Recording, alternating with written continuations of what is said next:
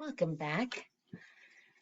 When we left the story, Justin had protected Jack Will at the bus stop by pretending that his violin case held perhaps weapons. We don't know what he was trying to say, but we return now to the chapter called Rehearsal. The play is taking up most of my time as we get closer to opening night. Lots of lines to remember. Long monologues where it's just me talking. Nice definition. Olivia had this great idea, though, and it's helping. I have my fiddle with me on stage and play it a bit while I'm talking. It's not written that way, but Mr. Davenport thinks it adds an extra folksy element to have the stage manager plucking on a fiddle. And for me, it's so great because whenever I need a second to remember my next line, I just start playing a little Soldier's Joy on my fiddle, and it buys me some time. I've gotten to know the kids in the show a lot better, especially the pink-haired girl who plays Emily. Turns out she's not nearly as stuck up as I thought she was, given the crowd she hangs out with. Her boyfriend's this built jock who's a big deal on the varsity sports circuit at school.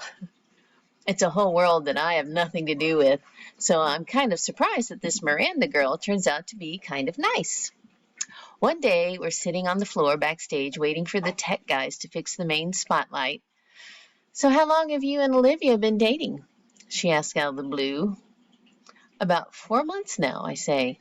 "Have you met her brother?" she says casually.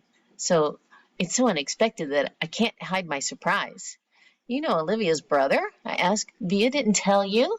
We were, we used to be good friends. I've known Augie since he was a baby."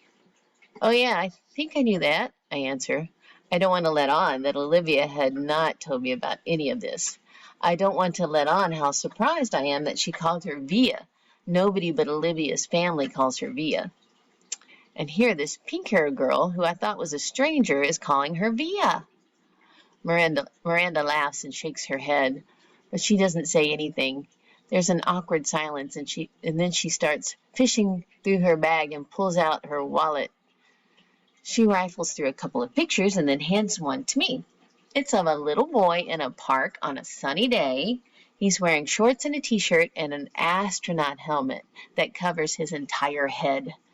"It was like 100 degrees that day," she says, smiling at the picture, but he wouldn't take that helmet off for anything. He wore it for like 2 years straight. In the winter, in the summer, at the beach, it was crazy. "Yeah, I've seen pictures in Olivia's house. I'm the one who gave him that helmet," she says. She sounds a little proud of that.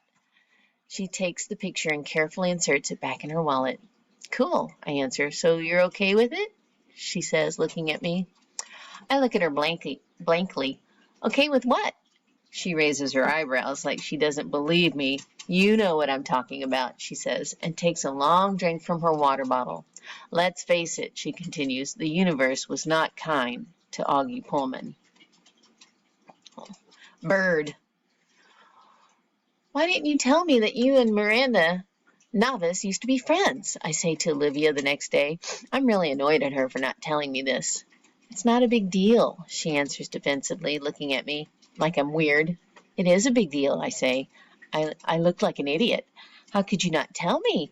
You've always acted like you don't even know her." "I don't know her," she answers quickly. "I don't know who that pink-haired cheerleader is. The girl I knew was a total dork who collected American Girl dolls." "Oh, come on, Olivia. You come on." "You could have mentioned it to me at some point," I say, quietly pretending not to notice the big fat tear that's suddenly rolling down her cheek. She shrugs, fighting back bigger tears. "It's okay. I'm not mad," I say, thinking the tears are about me. "I honestly don't care if you're mad," she says spitefully. "Oh, that's real nice," I fire back. She doesn't say anything. The tears are about to come. "Olivia, what's the matter?" I say. She shakes her head like she doesn't want to talk about it, but all of a sudden the tears start rolling a mile a minute. Oh. "I'm sorry, it's not you, Justin. I'm not crying because of you," she finally says through her tears. "Then why are you crying?" "Because I'm an awful person." "What are you talking about?" She's not even looking at me, wiping her tears with the palm of her hand. I haven't told my parents about the show, she says quickly. I shake my head because I don't quite get what she's telling me. Uh, that's okay, I say. It's not too late. There's still tickets available. I don't want them to come to the show, Justin, she interrupts impatiently. Don't you see what I'm saying? I don't want them to come. If they come, they'll bring Augie with them, and I just don't feel like. Here she's hit by another round of crying that doesn't let her finish talking. I put my arm around her.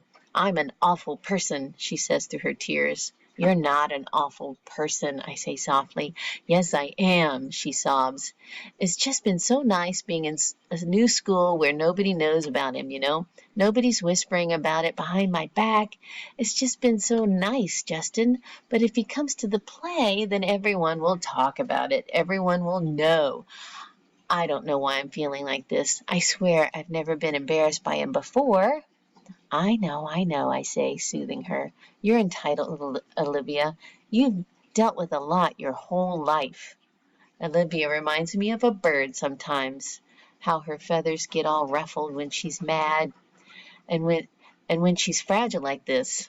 She's a little lost bird looking for its nest, so I give her my wing to hide under. Aw, that's very sweet. She's a little lost bird. Let's finish this part. The universe. I can't sleep tonight. My head is full of thoughts that won't turn off. Lines from my monologues, elements of the periodic table that I'm supposed to be memorizing, theorems I'm supposed to be understanding, Olivia, Augie. Miranda's words keep coming back. The universe was not kind to Augie Pullman. Oh, I'm thinking about that a lot, and everything it means. She's right about the universe, about that. The universe was not kind to Augie Pullman. What did that little kid ever do to deserve his sentence? What did the parents do, or Olivia? She once mentioned that some doctor told her parents that the odds of someone getting the same combination of syndromes that came together to make Augie's face were like 1 in 4 million. So doesn't that make the universe a giant lottery then? You purchase a ticket when you're born and it's all just random, whether you get a good ticket or a bad ticket. It's all just luck. My head swirls on this, but then softer thoughts soothe, like a flatted third on a major chord. No, it's not all random. If it really was all random, the universe would abandon us completely, and the universe doesn't. It takes care of its most fragile creations in ways we can't see, like with parents who adore you blindly, and a big sister who feels guilty for being human over you, and a little gravelly voiced kid whose friends have left him over you, and even a pink haired girl who carries your picture in her wallet.